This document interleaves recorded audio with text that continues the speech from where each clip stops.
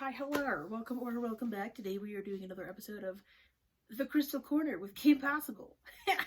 This, I don't know. I'm still like getting used to this hair. Feels very strange. I'm in the process of going blonde. I have another appointment in a couple of weeks to actually like just bleach the shit out of this and, you know, hopefully not be ramen noodle lady hair. Anyways, welcome back to another episode of The Crystal Corner. Today we are going to be talking about Moss Agate because it's beautiful and I can't believe I haven't done a video on this one yet. So here we go. Moss Agate does come in a lot of different varieties of colors, shapes, sizes, and all that good stuff. We're starting off with one of my favorite pieces. I love crystals that are just this really deep foresty green. I'm obsessed with anything this color. Pamita, if you can help me find a really dope Moss Agate statement piece that's this color, help a girl out, please. Anyways, so this isn't a traditional form of banded agate, so it isn't strictly just an agate. It is it's cool.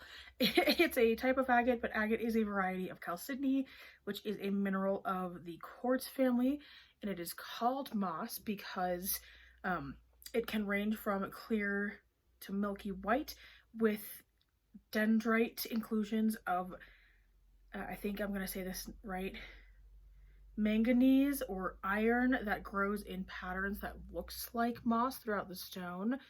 So you can kind of see there are inclusions. I think the bluish in here is deposits of chalcedony, but this is one of my favorite Moss Agate pieces. I love the color. It's so pretty. It is an absolutely stunning form of moss. But it is known as the crystal for gardeners or of gardeners and agriculture. This is a really good, just like traditional, I guess more traditional moss. But you can see all of the chalcedony throughout. That is that kind of blue in tone. Sorry, I wasn't drinking just sparkling water before this, so didn't prepare myself well enough. I apologize. But this is a really cool, like diamond shaped form of Moss Agate. This is just one of those ones that is so pretty on display, and I can't wait to have this like set up in an acrylic box on display when I have my own home. You know, it's gonna be sick. I'm obsessed with it. But it is a really good healing stone, and it helps, has helped with tribal priests of the past. It is a lower frequency stone, but it is still good for stabilizing. You can kind of see why this would be a really good stone for agriculture and just farming and crops, because it does have kind of that moss element grown into it.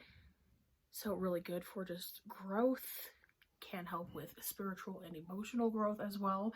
But I just thought that was a really cool fun fact.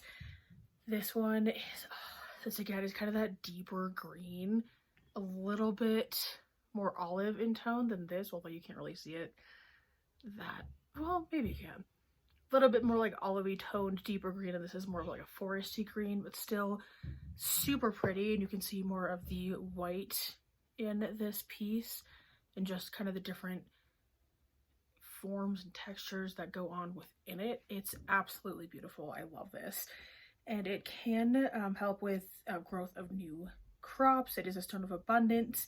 It can help draw in new business and gradual expansion. It is a very cleansing crystal. It is really good for helping clear personal energy. So if you are, you know, maybe in a job transition or anything like that, this is a really good stone to just release. We don't want any of that bad mojo going into new years, new jobs, new relationships, new friendships, anything like that. This is a Moss Agate slab, and this is kind of the piece of Moss Agate that got me into really loving Moss Agate, because I saw this and I was like, oh my gosh, I get it. Because before this piece, Moss Agate wasn't one of those stones where I was like, ooh, that's gorgeous. And then I saw this and I was like, okay, you changed my mind, point taken. And Moss Agate is usually found in the US, Brazil, India, and Madagascar.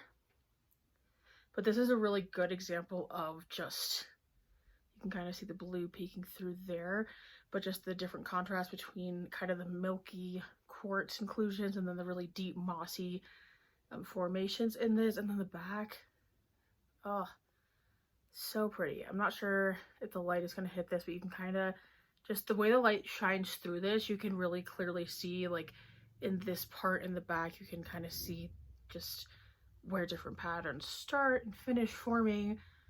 It is a gorgeous stone.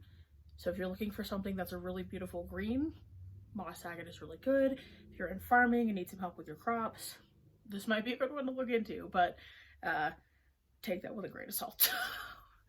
I mean, water and soil nutrients and all that good stuff helps too, but you know. Well, that is Moss Agate for you guys. I really hope you guys enjoyed this video. Go ahead and give it a like, reshare, subscribe, comment. Let me know what stones you want to see next.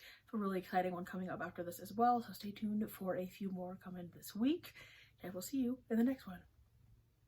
Peace out, Girl Scout. Maybe I need to change my outro to get possible.